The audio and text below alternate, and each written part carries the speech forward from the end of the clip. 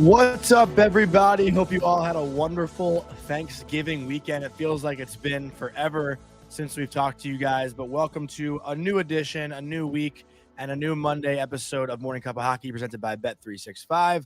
Open an account with Bet365 today and bet on a huge range of markets, whatever the moment. It's never ordinary at Bet365. So use our code NATION, NATION in all caps.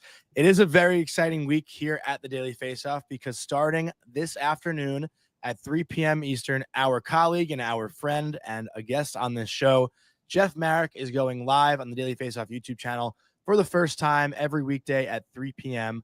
Whether you're glued to the NHL, keeping tabs in the PWHL, or tracking the next wave of talent in junior hockey, The Sheet has you covered. That is Jeff's show. It is called The Sheet, where Jeff will dive into the biggest storylines shaping hockey today, news, rumors, emerging trends, and insights from every corner of the rink. So make sure that you tune in today at 3 p.m. Check out The Sheet. I'll be watching. I think Colby will be watching. I know Vic will be watching. But we're all very excited for Jeff as he has Jay Woodcroft on as his first guest today. But Colby, before we do anything else, I know you want to speak on it a little bit. Yeah, I mean, I think that's what's going to get me tuned in. Apparently, they've had some conversations about what Woodcroft has been up to, and he's been traveling the world in order to refine his skills and see what other coaches are doing. And I don't want to give too much of it away, but I was talking to Jeff a little bit about this, and it sounds like it was absolutely fascinating. It sounds like the conversation with Woodcroft and what they're going to get into today is really interesting stuff. And it'll give people a perspective on, you know, the work and the thought process that goes into being an NHL head coach. And then what happens when you don't have a job? There's only 30 something jobs in the world at the NHL level. So when you're on the outside looking in, like, how do you stay sharp? So definitely check out The Sheet at 3:00 today. No doubt about that. And on top of that, you've got DFO live at noon. You've got Jeff Marek's new show at 3. We've got the DFO rundown every Tuesday and Thursday. We've got Frankly Speaking every week. And then we've got Down to Earth, which is a bi-weekly show on the Daily Faceoff YouTube. So it's definitely a full lineup, and it's getting fuller. So again, we're excited to finally be able to introduce The Sheet. There's been some teasers, there's been some pre-recorded episodes, but again, big moves for the network. And again, I think everybody who enjoys this show most likely is going to enjoy that show as well. I'm sure Jonny will be making regular appearances on it. I hope. That'd be sick. To, continue to dust off the New York Rangers, but let's not get into the New York Rangers because Johnny's already got his New York hat on. He's got his New York Rangers shirt on today. So you can tell it's been coincidentally an emotional time for our boy Jonny. It's been an emotional time. Yeah, but we're not here today to talk about the New York Rangers. We are here today to actually give a lot of love to the teams that haven't really been getting it lately. And we're going to talk about the San Jose Sharks. We're going to talk about the Philadelphia Flyers. But first things first, I think we have to talk about the Columbus Blue Jackets. But before we do that, I just want to talk about one of our sponsors, and that is Proraso, the most complete choice for shaving and beard care. Made in Italy since 1948, Proraso has been a staple of Italian culture and barbershops globally for 4 generations. So get 15% off at Proraso-USA.com with our promo code Hockey15, in all caps, Hockey15. And let's talk about the Blue Jackets, who are 6-1-1 in their last 8 games, dating back to November 15th. In that span, they are second in the NHL when it comes to points and their record. Zach Werenski, I always struggle saying Werenski, is leading the NHL in scoring since that date. He's got 5 goals, 11 assists for 16 points in his last 8 games. But this Blue Jackets team has caught fire. And what's odd about this 8-game stretch is the only 2 games that they've lost were both against the Montreal Canadiens, which I find incredibly weird, which is that, that's why hockey is what it is. But they've beaten Boston, they've beaten Carolina, they've beaten Tampa, they've beaten Pittsburgh, Calgary, Chicago. They've beaten some good teams in this stretch, and the only 2 they lost were to Montreal. But I know we do have some loyal Columbus Blue Jackets listeners in our chat. We haven't showed much love to them all year, and we figured today it was only appropriate to give them all the flowers they deserve because they've been on fire. as of late. But Colby, any thoughts? You want to start with the trade? I didn't even mention the trade. Yeah, I mean, what I was just gonna say, like, what do you think of the trade? A lot of people, I think, are a little bit puzzled by this whole thing. I think both ways. And one thing everybody has to realize is that when a new president and GM come in, his attachment to players is so different. When you draft guys high in the first round of the NHL draft and they don't pan out, that messes with job security. You get a top 5 pick, top 10 pick, but when there's a new general manager that comes to town, it really doesn't matter. Your draft picks don't matter at that point. They have no love and attachment to their guys, which is why a lot of times you see a new GM come in and go out and acquire draft picks that they made with their previous team. I mean, listen, Johnny, I lived that scenario. And my best friend and roommate in college and also teammate at the pro level, Kevin Shattenkirk, lived that experience. We were first and second round picks by a general manager who got fired before we ever got there, right? And a new general manager came in and just didn't have the attachment to us and then traded us both our rookie years. I get traded to Boston, where the GM who drafted me in Colorado, Francois Giguère, was actually a senior advisor to Peter Chiarelli and Don Sweeney. So, like, I got pulled into a trade by the guy who drafted me on another team. So I'm not surprised that this Jiricek thing happened. Mm-hmm. It's been an uncomfortable situation for him since last year. He said a lot of things last year that you're like, eesh, a rookie really shouldn't say those types of things, at least publicly. But I thought it was a big home run for the Minnesota Wild. Yeah, I agree. You're giving away a first-round pick that's going to be a late first-round pick. It is top protected or whatever, top 5 or something protected in case they were to fall apart. But, you didn't give up, in my opinion, a lot. And the upside on the trade with Jiricek, I think, is really big. So I know that we want to focus a little bit on the Columbus Blue Jackets, Johnny, and I'll let you do that. And then we can kind of circle back around into the Minnesota Wild and how that fits into their longtime plans. Well, with Columbus, I mean, the big thing for me is how much they're scoring, and that's not something that's been just as of late. Columbus, and I keep, harping back on this November 15th date just because that's when things really did kind of turn around for them in that 8-game stretch. But they're scoring 4.63 goals per game, which is obviously pretty remarkable for a team. When you look on paper, the offensive talent, sure, there's some youth there, but not necessarily a lot of proven guys there. Even a guy like Adam Fantilli has been good, but not, up to what we think he still can be. I think his ceiling is a lot higher than what we've seen so far.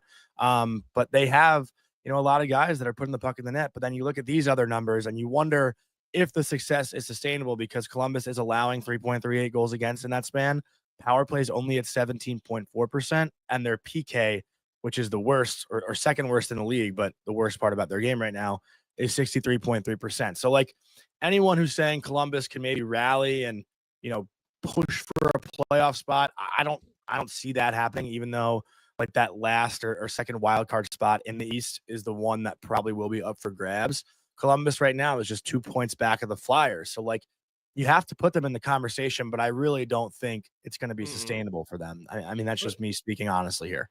But let's give some love to Dean Evison. And I've had some conversations, and Mike Havland. Everywhere Mike Havland ever goes, he's the associate there.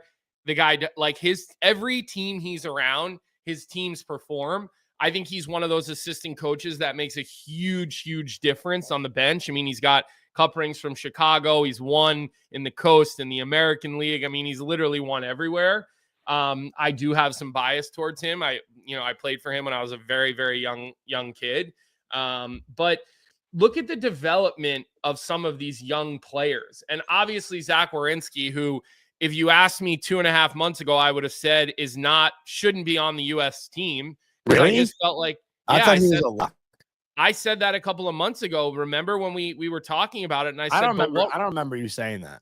I did. And I, because I wanted to point out, like, what role does he fulfill on the U.S. team? You already have Quinn Hughes, who's like your number one power play guy. And we were talking about, should it be Favor? Should it be Slavin? Like, how do you round out that decor, thinking like, who's going to play defense? Like, who's going to be a shutdown defenseman on that group? And I got to say, like, Werenski has shoved that right in my face, because not only is he producing at an incredible clip offensively, he looks like he looked when him and Seth Jones were playing as a D pair, and they were like the best offensive and defensive pair in the league under John Tortorella. Like, that's not that many years ago that defensive pair shut down all of the best players on Tampa and swept Tampa out of the first round of the playoffs. And a lot of that was Werenski and Jones just absolutely being monsters on, like, the way they are able to move the puck, the way they defend with their sticks and their feet.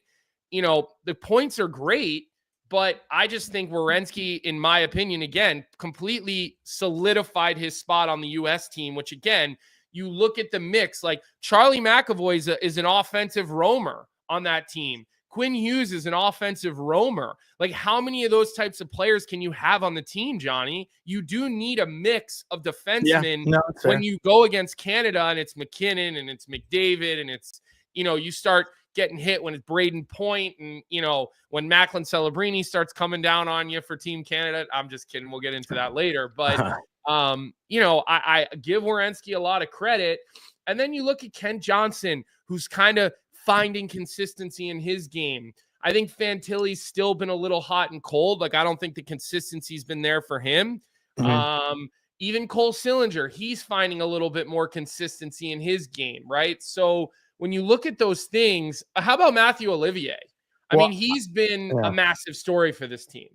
I was going to say Dante Fabro, since being traded from Nashville, has come over, played 9 games, 3 goals, 3 assists in 9 games so far for Columbus. Like, he's getting an opportunity there. You know, I think it's a lot of players who probably didn't get the best opportunities in previous spots are getting opportunities now here in Columbus, and, you know, they're running with it, and they're playing with no pressure, because let's be honest here. Like, the Columbus Blue Jackets, I don't think there were many high expectations going into this season, so you can play a little bit more free when that happens, right, Colby? Like, you could speak to that more than I can in the NHL level. Definitely. But again, I've talked to some guys in Columbus, and they truly love playing for Dean Evason.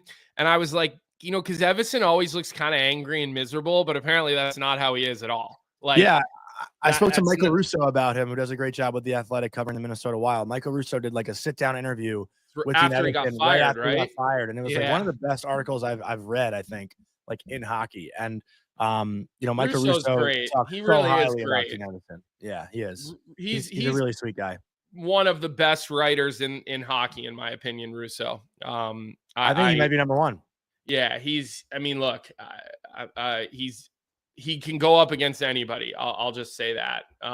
So look, things are going well. I'm with you though. Like, I don't foresee it being like super, super sustainable. I don't see them as a playoff team, but to add to that, Colby, progress. To add to that, so Boston right now is 3rd in the Atlantic with 27 points, and the Rangers and Philly are both wild card spots at 27 points. And then you go down to 9th place in Very the, close. or I guess the 9th spot in the wild card. There's only 5 points that separate the Flyers, who are the 2nd wild card spot, and the Ottawa Senators, who are, you know, I guess the 2nd worst team in the conference. Like, it's pretty crazy what the East is doing right now as far as the playoff picture. Because then on the other side, it's like, you know, closer to 8 to 10. But there's not a lot of separation right now in the East, which is going to make for a fun little second half of the season. Yeah. So look, on the other end of that Jiricek trade is the Minnesota Wild. And I mean, I think Billy Guerin, great job by him. Apparently this was something he's been on for a while. There were a lot of teams in the running. I think that what he gave up, like, nothing earth shattering, right? Like, absolutely nothing earth shattering. And I think that, again, there's risk to it, but I think the risk well outweighs, you know, the what could go wrong, because I think that this guy could be a stud. You look at the defensemen, you've got Faber locked up. You've got Brodin for another couple of years locked up. Now you have Jiricek, who's going to be on his rookie contract. His next contract's not going to break the bank. Okay. Right. He's going to be under team control for a while if he gets a bridge deal, or if he signed like a Faber deal, which the Faber deal is going to be the best contract in the NHL here soon. And then you've got Zeev Boyum. I was waiting for that. I was wondering if you're going to bring it up. Who's just like, that kid's going to be a star in the National Hockey League. Yeah. And right there, you've got like 4 guys who are going to anchor your blue line on top of some other prospects that I know that I'm not bringing up yet, but they do have some other prospects in their pipeline. And now all of a sudden, when the $14 million comes off the cap next year in dead money, which is what they have, okay, and the cap potentially goes up even more than we thought, now all of a sudden you can get, Kirill Kaprizov signed, and you still have money left over to go out and do things. I mean, now Kaprizov still has 1 more year at $9 million, so it's not like you have to do it today or tomorrow, although I don't even think you can do it today or tomorrow. It has to be in the in the final year. I see Sharma says in the chat, Wallstead is a stud goalie. That's right. You've got this young and upcoming monster goalie. So you're painting a really pretty future for this team. And right now, based on points percentage right now, they're the best team. Yeah, I know right now, but I'm looking out a little bit in the future because I don't foresee this team as like I don't think they're winning a cup this year. Maybe they will, but I look at their forward group and I just don't think they have enough. So good job by Billy Guerin. Like, I think that's a good deal. I did see a report that they were potentially offered 2 first-round picks by Jiricek, and I'm like, why wouldn't they have taken the 2 first-round pick deal? Like, I kind of question that report. I don't know. It was from somebody reputable. I just don't remember who it was from. I didn't see that. Yeah, but I kind of rolled my eyes at that and thought that was a little goofy. So again, 2 teams we don't talk a lot about, Minnesota and Columbus, but you were adamant in wanting to give them some flowers to start off today's show, and rightfully so. I don't, you didn't get any pushback from me.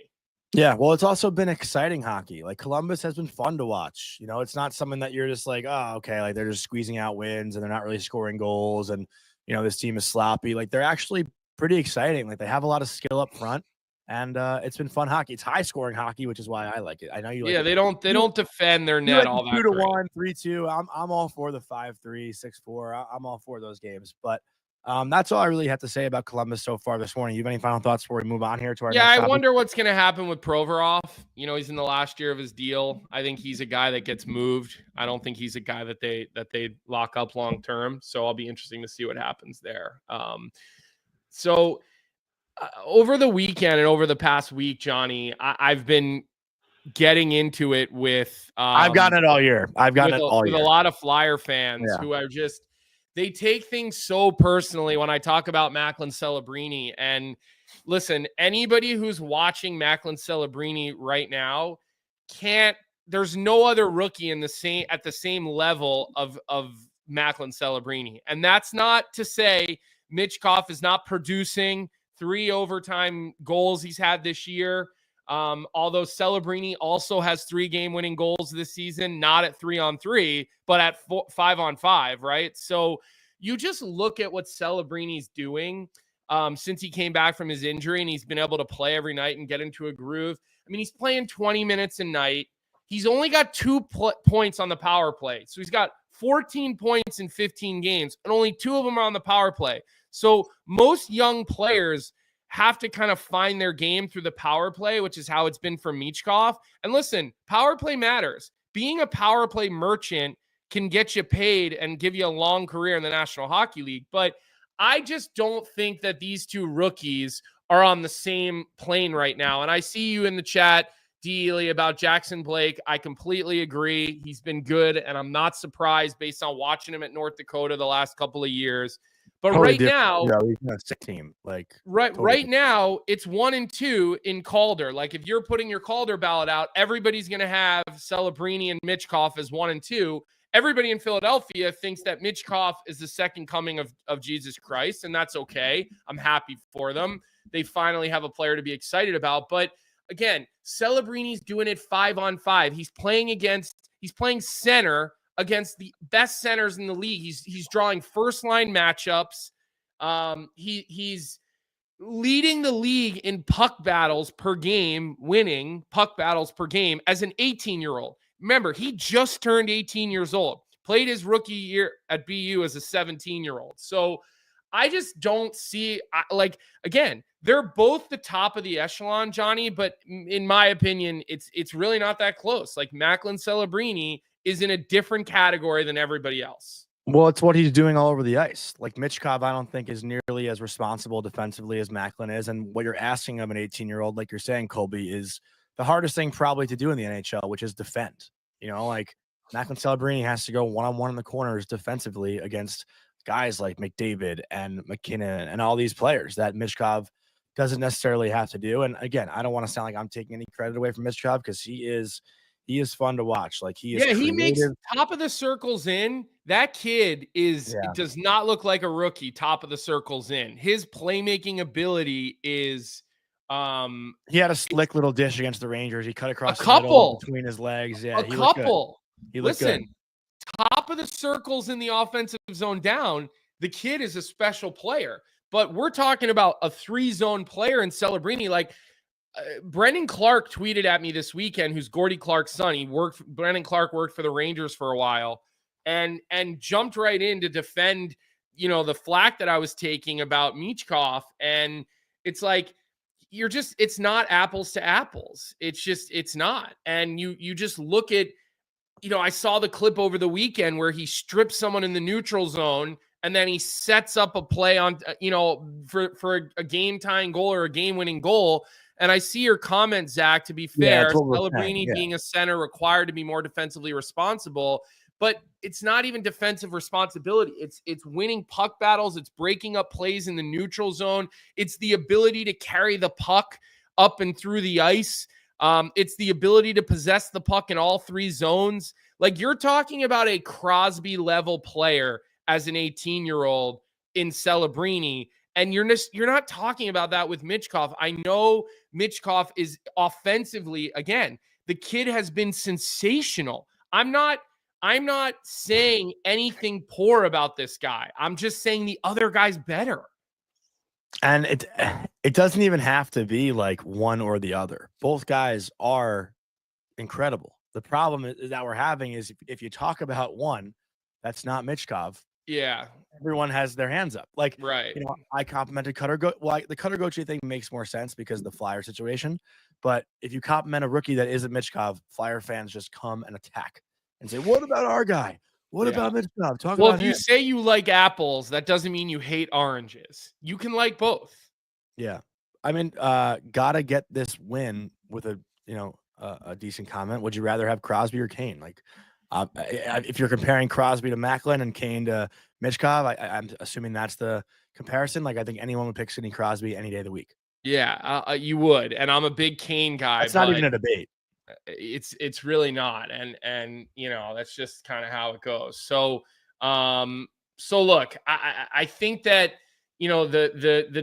I think Macklin Celebrini should be on Team Canada the way that he's been playing. Like, I think he's played his way onto that roster. I just wonder with Hockey Canada, do they have the stones to put Celebrini on the team and not Bedard? Do they take both of them and give them some experience because they know both of them are probably on the Olympic team next year? I don't know. Like, I think that's a big topic for discussion. But hold on. Just before you say anything, Johnny, you don't look like you're going to say anything. I was going to read Dan's tweet, but we have a very special guest joining us in this show. Okay. We have a special guest who we're going to bring in. But first, before this guest joins the show, I want to put up his tweet from over the weekend because his tweets are always really good. And I just want to read it out loud. And our guy, Jordan Schmaltz, who has taken the internet by storm, by the way, over the last couple of years, is one of the best and funniest personalities there is when it comes to the game of hockey. Was a hell of a player himself, first-round pick, played in the National League, star in college. His brother is a big name we hear about all the time. So let me read the tweet.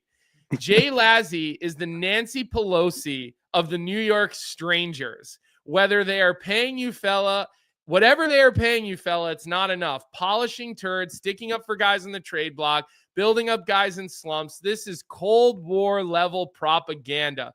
Couple clicks, fella, from the peoples. James Jimmy Dolan, give this man a raise yesterday. So right away, I had to text Jordan. I had to get him on the show. He's never been on the show before. The New York Rangers are Johnny's favorite topic. He's wearing his fan clothes today. This guy's coming to us from out west.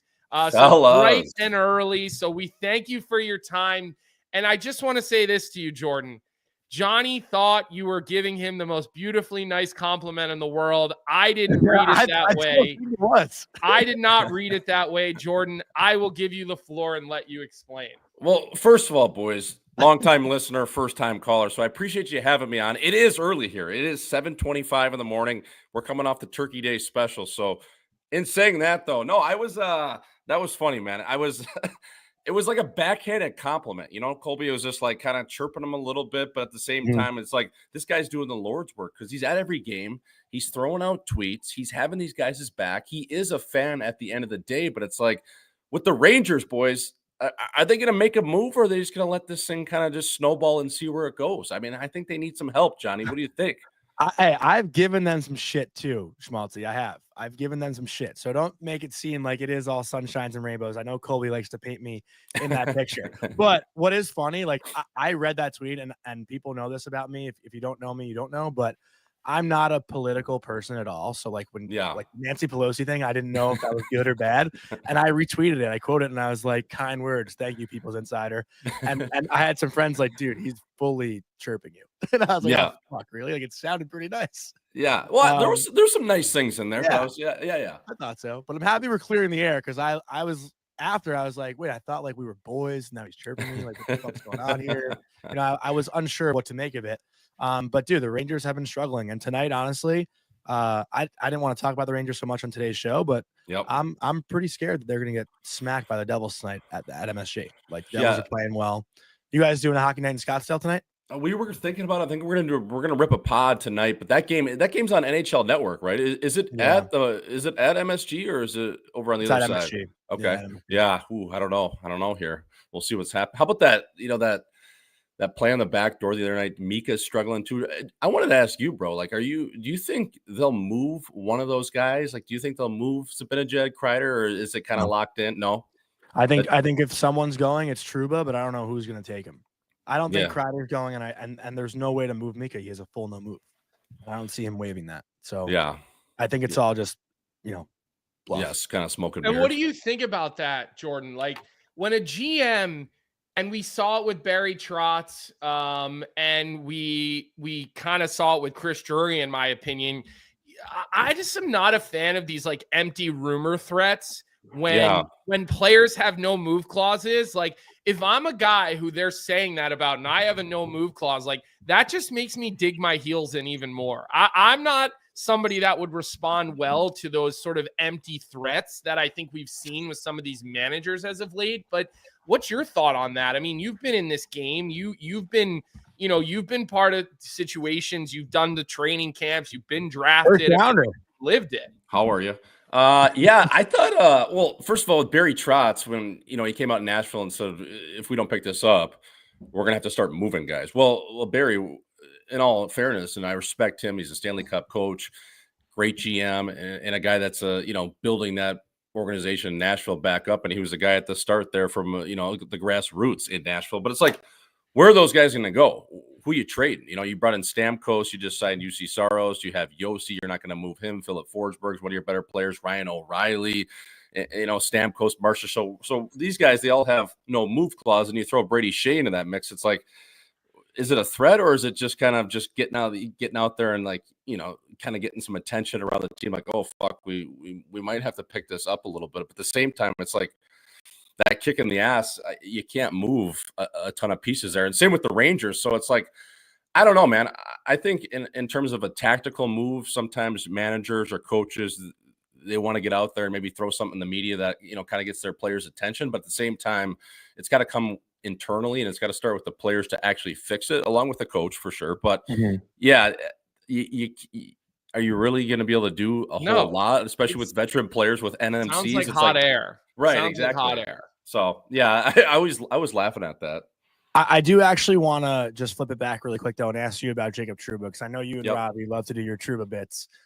Is part 2 coming out soon? Did it get released Part yet? 2 should be releasing on Hockey Night in Scottsdale this week, Johnny. It's a Jacob Trouba How to Find the Chin. So yeah, that'll be coming out. It's a good educational tutorial, if you will. Yeah. So Colby, just backstory. I've been to one of him and Heat Daddy Robbie's live shows in New York. These two are like comedic geniuses. Something so different in hockey. And I do want to give you a second now that you're on here, like to talk about what you and Robbie are doing, because it is different. Like there's no one else out there doing what you two are doing. Whether people like it or don't like it, like it's fucking hilarious. And maybe it's not for everybody, but the people that do enjoy it, like they really, really follow. I mean, you listen, guys if you have a sense of humor, it's hard not to enjoy it. It's hilarious. But the Trouba thing, Jordan, is just like, to me, a lot of Ranger fans are even piling more on this guy now. Yep. And sure, I've defended him a little bit just as a human being, because like, you think this guy wants to go play his balls off for a city that just wants to get him out of here, and a GM who drags his name through the mud, reporters that talk about his family? Like, why would this player feel like he's putting on the Ranger jersey and is playing for a city where right now everyone is just against him? I'll give you 8 million reasons why.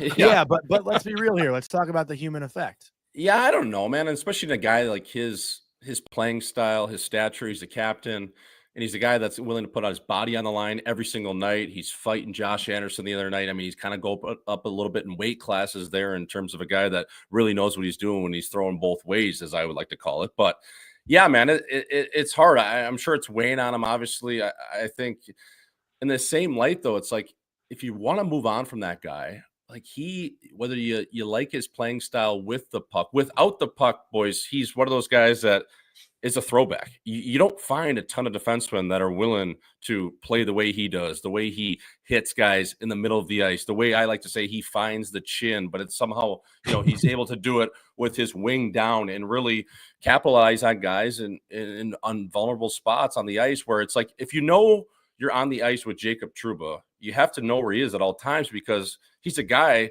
that can hit you clean in the middle of the ice, along the wall, and he's a presence on the ice. And I think at playoff time, that's something you really need, or you're going to miss if you're willing to move away from Jacob Trouba. It's like, okay, what are you going to bring back at the same time if we do move on from your captain? So I think you got to be careful what you wish for. Sometimes, obviously, with the puck, it maybe gets a little long-winded in terms of, he's not back there making unbelievable plays, but at the same time, he's good enough. And I do think, it might be a little bit of an overpayment, but at the same time, he's like one of one defenseman right now. He's like a Scott Stevens throwback. So if you move away from that guy, where's your physicality in the back end for the Rangers? I think they need more of it. Yeah, they don't have any without him. Who else? You just don't have any without him. So look, I know we could spend a whole show when it comes to Johnny doing the New York Rangers. There's another team that I know you have some connection to through your brother that is interesting, and it's Utah, right? Yep. And we saw your brother got that goal the other night, which was great to see. Little monkey off the back, right? I mean, he's been putting up numbers this year, but a little snake bitten. It happens, right? The guy, what I appreciate about him and the way his game has come along is that, and I tell this, I coach junior hockey in this area, Schmaltzy, and I tell the guys, you're not going to score every night. So how do you affect the hockey game when you're not scoring? I think your brother, and sort of as he's matured as a hockey player, has learned how to do that. He's learned how to affect the game when the puck's not falling for him. But what have you heard about Utah and the setup? I mean, these guys went from getting treated like minor leaguers for so long to having this opportunity to have this owner that, again, to the outside looking in, seems like this guy is really wanting to invest in his hockey club. Yeah, for sure. And I was talking to Nick actually, every game leading up to finally he got 2 last night or 2 nights ago in Vegas. And he's like, fuck. He's like, I might be having a jumbo Joe Thornton season here, boys, 4 and 52 or whatever. You know what I mean? I can't even get on the board. He's like, I might end up having 0 and 65. Cy Young. Yeah, exactly. The reverse Cy Young. So yeah, no, it's good. Utah's good. I was there for opening night. I met Smitty, Ryan Smith. They actually have this little players suite below, kind of right by the locker room. And it's where all the guys can go hang out there. You can get meals. You can hang out and, with the family after the game. If you want to have a drink, you want to have something to eat. So the way they get treated is just night and day different from at least an outsider's perspective of seeing both ways at the iconic Mullet Arena with the Coyotes and then going to Utah. But no, man, we've had him on Missing Curfew, Ryan Smith. I've talked to him in person. Just the way he wants to build this thing up in Utah, not only just the infrastructure around the arena, but within the team. I mean, the practice facility is going to be state of the art. That'll be done next year. The area around the arena is going to be great. There's going to be hotels, restaurants. Like, he's putting obviously a ton of money into this, but he's putting his heart into it. Like, he wants this thing to work.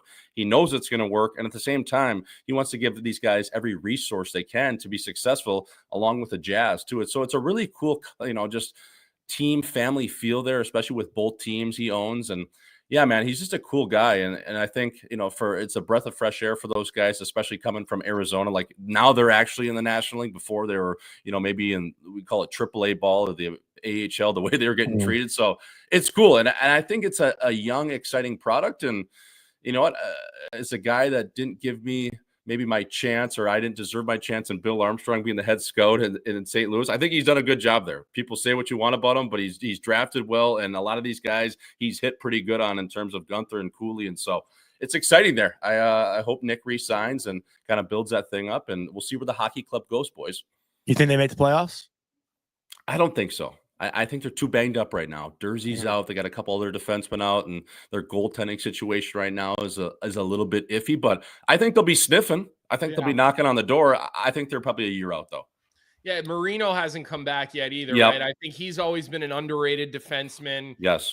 I don't think Ian Cole's ever actually gotten the credit that he deserves. Like, you have Ian Cole on your third pair, you're doing something right in how you build your team. Like, you think about some of the liabilities on the third pair around the NHL, and like, I know all about being a third pair liability. Okay, so I feel comfortable saying that, but Ian Cole is the farthest thing from a liability, and it goes back to Armstrong and the way that he's built the team. I got to meet him at the Frozen Four in Tampa 2 years ago because his son was playing for BU at the time, then transferred to BC, which something I still have a hard time wrapping my head around. Imagine you going from North Dakota to Minnesota, like, over your dead body, right? I can't imagine you would ever do that. Speaking of North Dakota, is that your brother, your younger brother on North Dakota, the Schmaltz on North Dakota, or no cousin? Okay. Because I see you out there at the games. Yeah, I was wondering the same thing. Still as a big supporter. I love that. You're obviously, a local legend in those parts of town. Can we expect to see any hockey night in Scottsdale, Missing Curfew, any of that stuff, doing anything with college hockey moving forward? We would love to. We did a show up there for Hockey Night in Scottsdale at the start of the year. Now that I've done played, we've done 2 shows at North Dakota. So last year during the Minnesota series, we did one, and then Colby, your boys this year, BU. So we did 2 shows so far up at the University of North Dakota, my alma mater. But yeah, man, I think we need to tap in more into that mix and get, whether it's going into Minnesota or Boston. We have plans to go into Boston. I don't know if it'll be, structured around college hockey per se, but for sure want to be boots on the ground in some of these college campuses, because, that is some of our demographic in terms of, frat guys or hockey fans or whatever it is. And the college game, boys, is so good, as Laz, obviously you do the games, and so do you, Colby. But North Dakota right now, boys, struggling. I don't know what to do. They're banged up, and I don't know. Like, it's going to be a grind for them to even make the tournament. And it's crazy to say that, being a North Dakota guy, like, we should be at least in the dance. We need a ticket to the dance. And right now, and unless they go on a complete heater here, it's kind of looking a little iffy. So getting late early in college hockey, like, you don't realize it, but it's December, and they take that like 2-3 weeks without playing any games in December. Probably 15 games left. That's it. You're creeping through here. Like, you're creeping through. My next game, Schmaltzy, is I'm doing Denver at Maine. With Alfond Arena. I don't know if you ever played a game there. No. I can't imagine Nodak, the Sioux are traveling up to Orono very often, but it's a 180 difference of what you guys have out there in North Dakota. But it is one of the most special environments you can ever play a hockey game in, because it's this old building, and the second level hangs over, and the students are wild.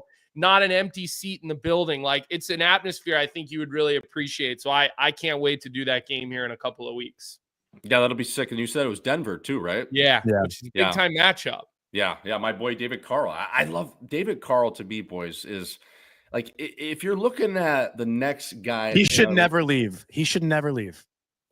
What if they give him 15 million though? Last, what if he gets five times go three? and He could lose his back. job in 2 years. Well, like It's all guaranteed though. Yeah, but still, take the I don't know. money. I feel like if you're a college coach and you have something like he could be a lifer at Denver, like he gets. And again, like let's take the travel into effect as well. He could probably spend more time with his family as a college coach. Like there's so many little things about your day-to-day life as a college coach. If you're secure in your spot, like why would you ever leave? I mean, I agree, but at the same time, even if like look at you, even if when you were a player, right? You get to college, and then what was your goal? Well, Colby, obviously your goal was to play My in the goal NHL. was just college. Laz, maybe not. I don't know. And then you still play D1 though. But I just think as a competitor, and you parlay that with a contract that you're willing to leave a really good thing going, and you get 5 times 3, and you're in an organization that's going to say, hey, we're going to give you at least 3 of these years, the window to kind of get this thing going. But who knows? They could fire you in the same breath. But it's like, how do you turn down the best league in the world? And if the money makes sense, don't you go for it as a competitor? And I think with DC, I don't think he gets handed a rebuild job. I think he is in such demand that he gets handed, like, if you think back to Jim Montgomery's first job out of Denver, he went to Dallas. Right? And we know that didn't end well because of the personal stuff, but that team was going. That team was doing well. And that team was on one when he had to step down, or I don't remember the phrase or the terminology they used when he was out in Dallas. But like there are coaches that leave college and they go into rebuilds, like Hack. I know the Flyers didn't call it a rebuild, but like they've been a perpetual rebuild forever. He never got real. Like I like Hack, by the way. I was always rooting for him, right? Even in Philly and then in Seattle. But I think DC gets an opportunity when a team is on the upswing from their rebuild, right? Like let's say Chicago Blackhawks, right? Let's say Chicago Blackhawks are done with the rebuild and they get to that win now mode, and they're not. He's the guy who they bring in. Like I could see that for David Carl, and in that situation, I'm with Jordan. Like you gotta swing, right? Like you gotta take those opportunities because you just never know when they're gonna come again. Yeah, and Laz mentioned Detroit there too. Now they would be getting rid of my boy Derek Lalonde, who I won a USHL Cup with. Yeah, so that would be that would sting too, because he's a disciple of John and Cooper. But who knows? It's just crazy, just the carousel and like the amount of patience that it, you know what I mean, like with fans, with management, with ownership. Like it's like a 2-year job basically at this point, boys. It's crazy. Like the NFL. It's really crazy. Like it doesn't even make sense. You don't even get a that's sniff, why I'm saying, and all of a sudden you're done. Carl leave. That's why I'm saying. Like, but I guess the money when you're making 15 million, like it's right. A lot of it's money. going to take right. If he's making 700 at Denver right now, I mean, I'm not a math guy, but it would take him probably 17, 18 years to make that if he got 15 million bucks over a 5-year AAV. You know what I mean? So it's like it's kind of crazy that that's what coaches are making. And I think DC is smart enough to not jump at his first opportunity. He's obviously gotten a few over the last few years, but he's probably going to make sure it's perfect and it makes the most sense. And then it's like, okay, I've done what I've done here. Maybe get another national championship, and then I'm out the door. Did you and your brother play on that Green? Did you and your brother play on that Green Bay team together that won? He played like 10 games for us, and he was like 15 at the time. And then actually the next year, David Carl was Nick's assistant coach with Derek Lalonde. So DC, we've known him for a bit, and he was such a good player too, as you know, Colby, and he had that heart problem. He's supposed to be a first, second round pick. In '89, he was. We did all the U.S. festivals together. We saw each other a lot coming up, and you're right. He was always a good player there. So no doubt about it, Johnny. I got one embarrassing story quick. I don't know if Jordan's staying on here, but this is something you'll find funny, and Colby, you'll laugh too. So I'm a 96 birth year, just like your brother Nick. I think I played against him once or twice, maybe in like Chicago Bauer tournaments, but I played AA hockey till like 9th grade. So when we were in 7th grade, his team with the Mission, we were at the same nationals. He was playing AAA, I was playing AA, and there was like a skills competition. There was AAA skills competition and a AA skills competition. And our team like watched the whole thing, and your brother, I think, won it or something.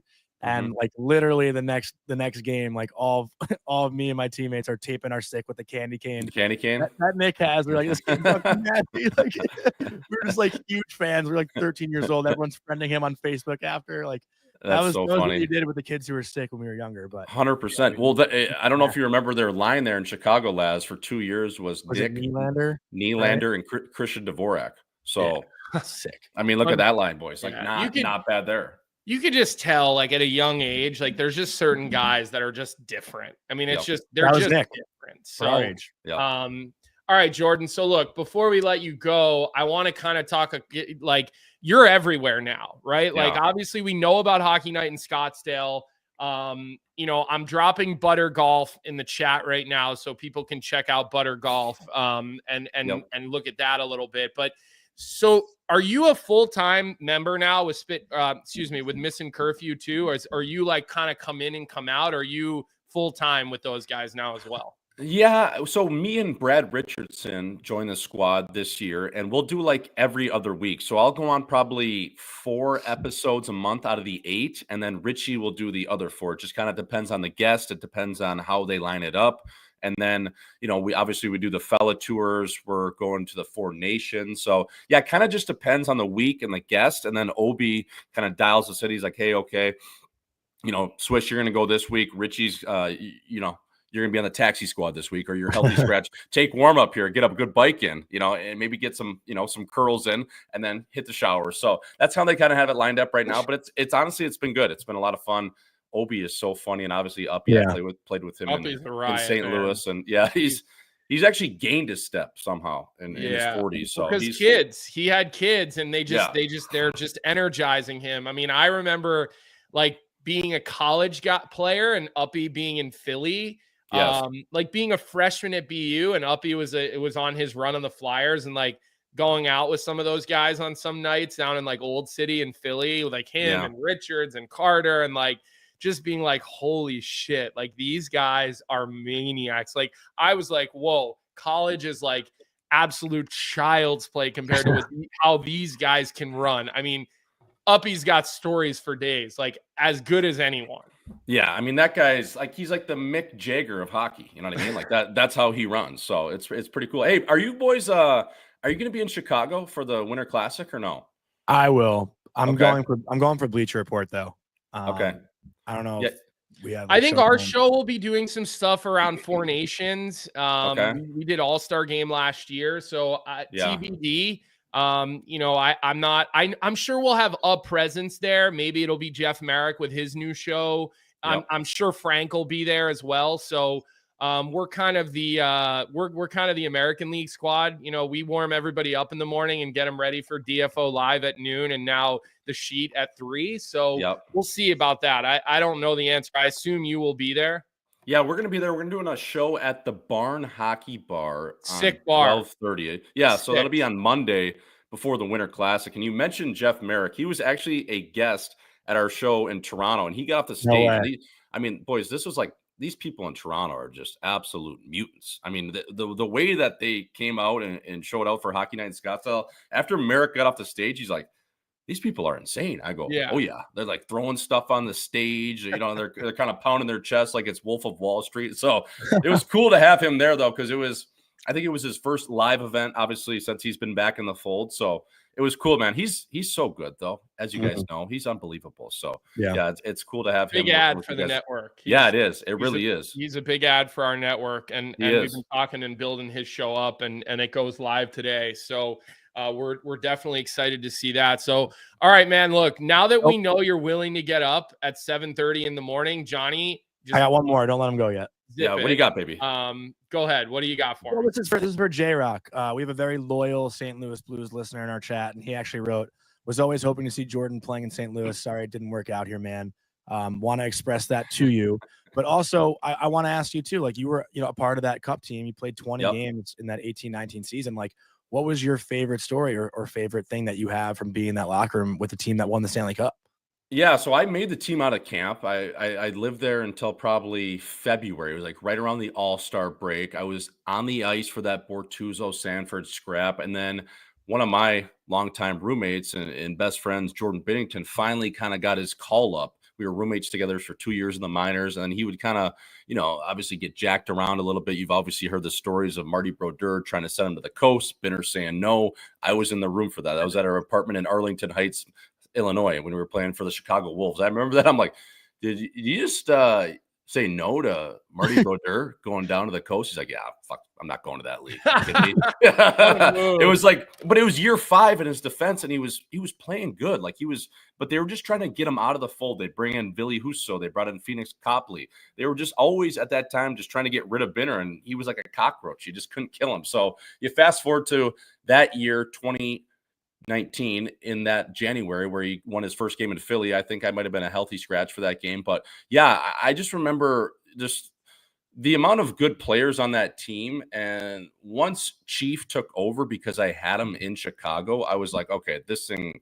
Now, did I think it was going to be a Stanley Cup team right away? No, but there was too many good players and too many good characters in that room for it to not be at least a playoff team. And then once you get in the dance, you never know what can happen. I just remember just watching Jay Bouwmeester at like 37, 38 years old through that whole cup run. And do you remember how good he was, guys? Yeah. It was insane. Like the way he could pivot with his hips coming off double hip surgery, the way he was the human clock killer. Like anything wide was stick on puck in front of the net. He'd box guys out. He wasn't overly physical, but at the same time, he had a little nastiness. And the way he could move the puck, I think that pairing of Parayko and Bouwmeester doesn't get enough credit. I do think that pairing really just ultimately, kind of willed him to win that cup. Obviously, Petra was unbelievable, and the guys up front and the goalies speak for themselves. But I just remember Jay Bow, and when Jay Bow would get that jersey flapping in the wind, round in the net, head up, visor tilted, it was nothing better. And then when he would have about 10 beers after, he would turn into Jimmy, because that was the only time you would hear him talk, was his alter ego, Jimmy. So one of my favorite guys of all time. I caught my first dash from him. Tried to go throw an east-west pass in the neutral zone, picked me in a preseason game, and then he came down, used me as a screen, and a little short side, little pull in and snap. Because again, the guy is so lengthy and so smooth. He takes like 2 strides, and he gets from like the blue line to the top of the circle, and like that was the first dash I caught in a preseason game, and it was courtesy of Jay Bouwmeester. I felt like, all right, at least it was Jay Bouwmeester. Like I can live with that, right? Mm-hmm. I knew Mike Yeo was going to have to pack his shit, fellas, when he scratched Jay Bouwmeester for me in Toronto in a game in November. I think Yossi was fired like a week later. I came into the Scotia Bank and I saw the lineup chart. I go, what? Schmaltz. Okay, I'm playing third pair left side. Who's out? wait, we're scratching Jay Bouwmeester? He's played 1,200 matches in this league. Yeah. He's arguably a Hall of Famer. I looked at that. I said, oh, my God. Bo was so mad. He wasn't mad at me. But did he say anything to you when he saw the No, because he was so good to me. He would have me over for Thanksgiving. Like, he was an unbelievable guy. But inside, it was his first time ever getting scratched. He's getting scratched for me. I'm looking here. I'm like, well, what are we doing here? So, yeah, Yossi, needless to say, was he was looking for other opportunities, boys, about 5-6 days later after that, because you don't scratch that guy. Yeah. Well, we appreciate your time today. Missing curfew, hockey night in Scottsdale. Check out Butter Golf. He's rocking one of the hats right now. Got it on, boys. I dropped the link for Butter Golf in the chat. So, I don't know. Are you guys doing anything for Cyber Monday on Butter Golf or? Shit, that's today. That's right. We ran our sale through. We had it all week. I ran it Monday through Friday, so they're back up to full price right now. Okay, all right. Well, check it out. You see it all over the NHL. I see a lot of guys that are rocking it in the summer. A lot of guys are rocking it and tagging it in the summer. So make sure if you're a golfer and you're looking for some good stuff, Jeremiah, I see you're in Scottsdale right now. I know you could always use some golf gear while you're in Scottsdale. So give Butter Golf a shout. Now that we know you're willing to get up super early for us, now you're gonna, we're gonna be bugging you again. So we appreciate your time today. Well, does that mean chirps anymore if we're bringing him on? Because I'd prefer if we don't do that. Yeah. Well, I know you're a little sensitive, lad, so I won't chirp you. I mean, it's all good fun though. I can take it. I thought you can chirp me too. On you. I thought he went pretty easy on you today, Laz. Yeah, I did. Yeah. Johnny's a guy. Johnny's a hockey night in Scottsdale guy. He was at our 3rd ever live show in New York. So I always got to give him a couple clicks that way. I'll save the big brother kind of tough love for Colby. You know what I mean? I'll play that mediator, boys. He's a puppy. Like, he just gets excited and he pees in the house. He can't help it. 100%. He can't help it. So just keep it easy with the Pelosi comparisons, right? Thank you. He just doesn't get him. I have to explain to him, the political tie-ins. So we're gonna give Jonny a pardon on today's show, and we're gonna let him go on that one. So Schmaltz, thanks for your time this morning, pal. We'll talk to you soon. Yeah, boys, thanks for having me. I'll come on anytime. So hell of a show. Appreciate it, Swish. That was funny. I didn't know that was happening. You and Vic were doing that behind my back. That was hilarious. Did you pick up on my pardon comment or no? No, I don't even know what that means. What's okay. that? All right. So we'll just move right along there. Okay. So you explain that one after? Anyways, the thing I want to wrap the show on today, and I thought we might get to it before we got to Schmaltz and we got to the New York Rangers. And, we didn't even touch on the fact that Lafreniere is a -10 and he's -6 in his last 5 games. And, he's totally fallen off the wagon of his 100-point pace. He's been quiet since he signed the extension. Thought that he's going to get to. Ever since he signed that contract, Jonny, maybe you and him have been out on the town. I don't know what's going on there, but maybe he needs a fun night out with you, because he certainly doesn't look like the same guy from earlier in the year. He's fallen off that point pace, and I'm starting to even worry about my 75-point prediction for him. I'm getting a little concerned with it. But again, I know we didn't get to any of that stuff, Jonny. The last thing I want to talk about before we start heading towards the end of the show is the coaches of the year, and some of the coaches that have stepped up and have done an admirable job with their team. And a couple of guys that kind of come to mind. We already talked about Dean Evison and the job that he's been doing, but what about Spencer Carberry and the Washington Capitals? Because when you lose Ovi, you either are gonna fall apart or it's a rallying cry. And the Washington Capitals have won 4 straight. And I watched that game against the Devils over the weekend, which was an absolute horse race. And every time the New Jersey Devils would claw their way back in, Washington would answer. They're 7-2-1 in their last 10. They've won 4 in a row. How about PLD, right? I mean, this is the first time we've seen this guy look inspired, right? Spencer Carberry deserves a lot of credit. And in my opinion, is with recency bias because of the way the Winnipeg Jets have been 3-6 and 1 in their last 10 or whatever. I think Spencer Carberry is the front runner for Coach of the Year. Yeah, 1,000%. I mean, Washington right now is leading the Eastern Conference, which nobody, I don't think, would have predicted. I know some people would have said that they were going to make the playoffs, but I don't think anyone would have said they'd be a top. You had them out of the playoffs. Yeah, I had them out of the playoffs. I did. And here's the clip we were talking about. PLD beating out Jack Hughes for an icing in the last, 15 seconds of a game. That's closing out a game right here. When have you seen Pierre-Luc Dubois have a clip like that in his career? That's a guy who gives a shit. And the fact that he's out there playing D up a goal, that says even more, right? Spencer Carberry has a lot of faith in him, and it's clear that the faith goes both ways. But if PLD is going to beat out a play like that to close out a game, he deserves to be out there on the ice. It's awesome. It's good to see. And I think everyone was rooting for a guy like PLD because I know he gets a pretty. I was not rooting for PLD. So I've heard from a lot of people he's not the guy that people draw him out to be. Listen, there's very few guys that are bad guys in the National Hockey League. There's very few. But I was certainly not rooting for him, but I'm happy to listen. I'm rooting for Spencer Carberry. I'm rooting for friend of the show, Dylan Strome. Remember the conversation we had with Strome this summer? We asked him about Carberry, and he kind of talked about how Carberry started to mature last season in his first year. And he kind of started to win the guys over the second half of the year. I mean, look, Carbs is a very inspirational guy. And I think if you don't know him, it comes off as a little cheesy. But then when you get to know him and you realize his inspiration is not cliche, it's not phony. It's how he carries himself. I bet you he's like that at home with his family, with his kids. And I see J-Rock's comment in the chat. Yeah, I was just reading that. is Jack Adams Award needs to stop being awarded to coaches who exceed expectations with lower mid-tier teams. It happens too often, and this is why they get fired within 18 But that's months. where coaching comes into play. But here's the thing, J-Rock, like, let's talk about that, because like this is not a team that's a low or mid-tier team. This is the top team in their division right now. Go back to Bruce Cassidy. His team was not lower mid-tier. Go back to Jim Montgomery. They were not lower mid-tier. I mean, all these coaches that have been fired, they haven't been lower mid-tier. They've been top teams that have done really well. But we live in this "what have you done for me lately" society. NHL team valuations are more than ever, so they don't care about paying a coach $5 or $10 million and walking away from them. It's turned into the NFL with that stuff.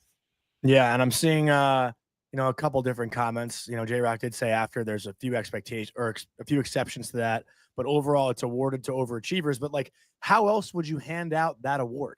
Like, how else would you rate a coach of the year other than someone who takes a team that probably isn't that good on paper and gets them to overachieve? Like, I don't know how else you would award the Jack Adams. Like last year, I don't think John Tortorella wins it because Philly drops out of a playoff spot. Where had they made the playoffs, that's getting a team to overachieve, a team that nobody would have picked to make the playoffs. So in that sense, John Tortorella would probably deserve it. But it also, like, I also don't think it's like, I don't look at it as the overachiever award. I just think, like, if you're the Florida Panthers and you go wire to wire, right, back to the Stanley Cup, and I think Paul Maurice probably deserves it. You were expected to win. But it's also it's a regular season award, Colby, remember.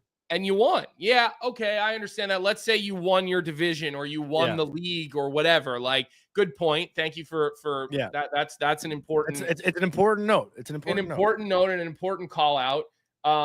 And so Vic just said John Cooper's never won it. Like, that's crazy. Right. Well, listen, I don't know. I guess I need to go back and look at the history of it, but I've never looked at it as the necessarily overachiever award. But I do think, and I heard John Calipari say this on ESPN radio literally 15 years ago when I was living in Europe, and I was just like listening to ESPN radio all day because it was giving me some sense of normalcy, right? Like, you can make a coach can make a team 15 to 20% better or 80% worse. And I've always really agreed with that, right? Like, and I don't know how you feel about that, Johnny, because you played for Greg Carvel, one of the best coaches in all of hockey, right? Like, one of the best developers and coaches there is in hockey, right? What do you think about that statement? Do you agree with that statement? Do you disagree with that statement? Chat, jump in, give us your opinions. Like, that statement by John Calipari, who at the time was coaching Kentucky. Does he still coach Kentucky basketball? I honestly, I don't even know. So. I really don't follow college basketball or college football. I don't follow basketball at all. So, but like, what do you think of that statement? Well, I mean, one thing too that I wanted to point out. Listen, I think that's true. Making a team 80% worse or 75 to 80% worse, whatever the number you said was, like, sometimes a coach has a certain way that they coach and certain systems that their team should play, but they don't have the personnel that can do that. Like, our first year at UMass, Coach Carvel was an incredible coach, but the guys that we had in the room couldn't really play to his style of coaching. Like, I was one of them. I wasn't a fast-paced, in-your-face, aggressive kind of hockey player, and I could not help that team win. Like, that's just the truth, So sometimes a coach's tactics don't always click with the players that they have in the room, and that's why you see teams that are unsuccessful if a coach is very adamant about his style. But one other thing I wanted to add too, in regards to the Jack Adams Award, Colby, like, last year, not to make this about the Rangers, I don't think Peter Laviolette was even talked about for the Jack Adams, and they won the President's Trophy, and that team was a first-round exit the year before. Like, when you have a team that has expectations, the coaches are also going to have those expectations, so it won't result in an award, if that makes sense. Yeah, I mean, I'm looking right now, like Rick Tocchet, Jim Montgomery, Daryl Sutter, Rod Brindamore, Bruce Cassidy, Barry Trotz, Gerard Gallant, John Tortorella, Barry Trotz, Bob Hartley, Patrick Waugh, Paul McLean, Ken Hitchcock, Dan Bialsma, Dave Tippett, Claude Julien with the Bruins, Bruce Boudreau, Alan Vigneault, blah, blah, blah. I don't need to keep going on, although Tortorella's name pops up again there, Quinville. So, I mean, okay, like J-Rock, I hear your point, and I think that there's some validity to it. I'll just tell you my point of view. If I was voting, that's not how I view it and how I would look at it if I was a voting member. I would certainly take those things into account. If a coach has elevated their team, I think that something like that, has to be on display. Yeah. But Colby, that's, a good argument, a good conversation. I do think we should shift gears just to get closer to the end of today's show, as we're a little over an hour here, but I want to talk about our bet of the night, unless you have anything you want to bring up before we move on here.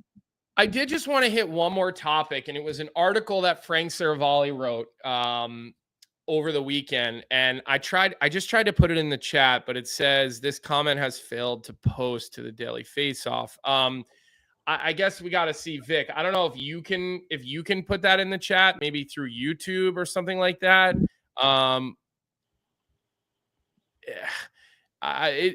There you go. He put it into the chat.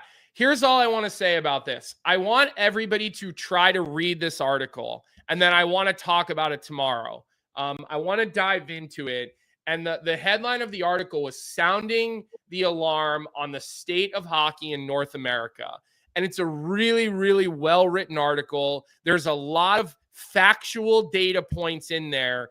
And it is a little bit of an alarming trend that Frank dove into on the Daily Faceoff's website. So if you have an opportunity to read this article, please check it out, because tomorrow it's a topic I wanted to discuss. Now, Frank will not be joining us tomorrow. He's on the West Coast with his family. I'm actually subbing in for him on Daily Faceoff Live today with Tyler Yaremchuk. Now, tomorrow, Frank will do his show from LA, but it's 6:30 in the morning. He's with his family. I told him, I don't want you to have to wake up your entire family in order to come on our show at 6 a.m. So we won't have him tomorrow, but we will talk about the article a little bit, because I think it's an important topic for the game of hockey, coming off the heels of the CHL NTDP thing, the USA Hockey thing. A lot of players being rumored from those CHL games to be heading to college hockey next year. So I do want you guys to make sure you give that article a read, Johnny, before we get into our Betway bet of the night. We'll talk about it a little bit more tomorrow. All right, perfect. So now let's get into our Betway bet of the night. We did not hit on Thursday, so looking to get back on track here to start this week. We're going to go with the Blackhawks and Maple Leafs under 6. The Blackhawks, in their last 10 games, the under has hit 8 times. This is a Chicago team that struggles to score goals. We're going to bank on that, while it should be Anthony Stolarz versus Arvid Soderblom in goal tonight. That should be the goaltending matchup. Stolarz has been money and lights out for the Maple Leafs all season. We're going to count on him to keep the Blackhawks to a goal, maybe 2 goals or less, while hopefully Toronto doesn't put up 5 or 6. So we're going under in that game. It's been hot, and we're going to continue to ride the Blackhawks and their offensive woes. And that's all I really got to wrap up today's show. Very happy that Jordan Schmaltz came on. That was a really funny tweet that we had discussed over the weekend, because I was obviously left so confused with what it meant and if it was a compliment or if it was a diss. And I guess it was a little bit of both. But Colby, good work with Vic behind my back to get him on. That was a nice, pleasant surprise. Any final thoughts before we wrap up today's show and end it? Besides Jeff Marek and the sheet today at 3:00. Yeah, I'm looking forward. So just to call this out, rosters have to be submitted for the 4 nations today. They're not supposed to be unveiled until Finland and Sweden's will be announced to the public on December 4th at 2:30. Canada and the U.S. will be revealed at 6:30 p.m. ET. I'm wondering if anything will leak. DFO put their predictions up. And for Team Canada, I see Connor Bedard on there. I don't see Macklin Celebrini. Last guys in, Morrissey and Cirelli. First guys out, Noah Dobson, Nick Suzuki. And then just checking on Team USA's roster, which Frank did. Interesting enough, Hughes, McAvoy, Slavin, Fox, Werenski, Faber, Noah Hannafin for Team USA. And then down the middle, Matthews, Eichel, Hughes, Trocheck, Tage, Thompson. So your boy Tage just kind of sneaking in there. I have a feeling that Frank's Team USA roster is I'd say 98% correct. Maybe one or two differences, but make sure you check that out. Also on the Daily Faceoff's website, the article was actually posted today, so it should be up near the top. And no Frank Saravalli tomorrow. Catch me at noon today with Tyler Yaremchuk, Daily Faceoff Live. We will be back with everybody 9 a.m. tomorrow. Make sure before you head out, give us a like on the episode. Give us a subscribe on the Daily Faceoff YouTube page. Don't miss the sheet at 3 p.m. today, the debut of the live version of the sheet. Other than that, thanks for rolling with us today. We'll see everybody 9 a.m. tomorrow. What's up, hockey fans? If you enjoyed that video, then you need to be hitting the subscribe button right here at Daily Faceoff. Exclusive interviews and analysis from our hockey insider Frank Saravalli, fantasy updates from Brock Sagan, and a daily live show at noon Eastern Monday through Friday. You don't want to miss any of the fantastic content, so hit that subscribe button.